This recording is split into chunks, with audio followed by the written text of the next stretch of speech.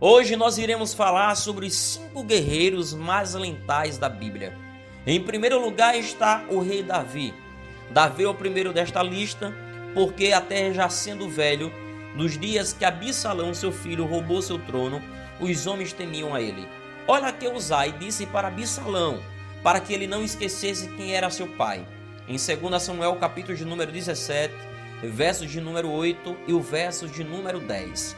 Disse mais Uzai: bem conhece tu a teu pai, e a seus homens que são valorosos, e que estão com espírito amargurado, como a ursa no campo, roubada dos cachorros, e também teu pai é homem de guerra, e não passará noite com o povo. Então, até o homem valente, cujo coração é como o coração de leão, sem dúvida desmaiará, porque todo Israel sabe que teu pai é valoroso, e os homens valentes, os que estão com ele.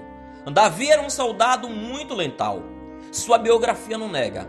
Matou um urso, um leão, um herói filisteu chamado Golias, um soldado que foi treinado na arte da guerra desde sua mocidade. Se você acha que a arma que Davi usou era simples para ir contra Golias, eu preciso lhe dizer que existia em Israel um grupo de 700 homens. Todos eles eram canhotos, todos atiravam pedras com uma funda e não erravam um fio de cabelo. Veja comigo os Juízes, capítulo de número 20, verso de número 16. Entre todo este povo havia 700 homens escolhidos, canhotos, os quais atiravam com a funda uma pedra a um cabelo e não erravam.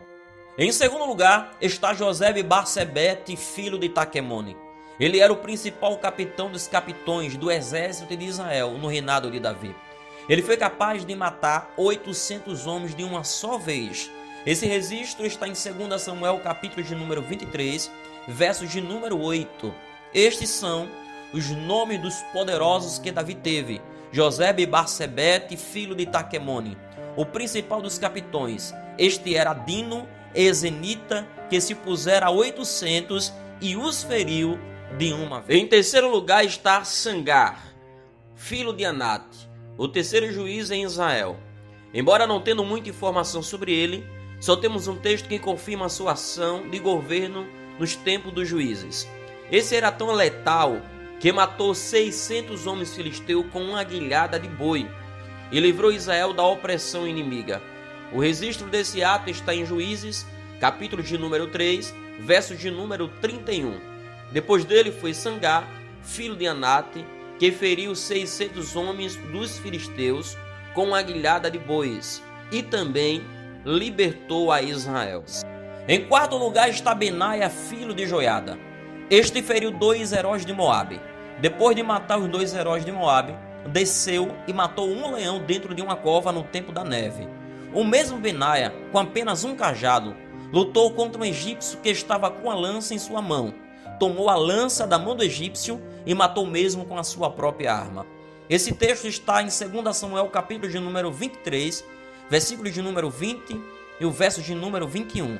Também Benaia, filho de Joiada, filho de um homem valoroso de Capizel, grande em obras, este feriu 2 fortes heróis de Moabe. Desceu ele e feriu a um leão no meio de uma cova no tempo da neve.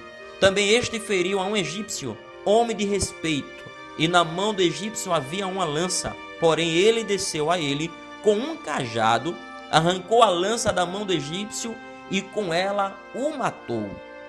Em quinto lugar está Jonatas, filho do rei Saul, nos dias que Israel fez guerra contra os filisteus. Jonatas e o seu moço que carregava suas armas invadiram o acampamento dos filisteus e mataram 20 homens. O texto diz que Jonatas era tão rápido que quando ele passava, ele derrubava os homens após si, e o moço que estava com as suas armas matava os homens que caíam no chão. Esse texto está registrado em 1 Samuel, capítulo de número 14, versículo de número 14. Sucedeu esta primeira derrota em que Jonatas e o seu moço de armas feriram uns 20 homens. Jonatas, ele era um homem tão lental que quando ele morre, ele e seu pai Saul, o rei Davi escreve uma lamentação sobre a sua morte. Isso está registrado em 2 Samuel, capítulo de número 1, versículo de número 23. Saul e Jonatas, tão amados e tão queridos na sua vida, também na sua morte, não se separarão. Era mais ligeiro do que as águias e mais forte do que os leões. Davi poderia estar usando uma hipérbole, que é uma linguagem exagerada, nesse texto, mas a velocidade desse homem para matar 20 soldados inimigos talvez não deveria ser exagero de Davi expressar nessa lamentação.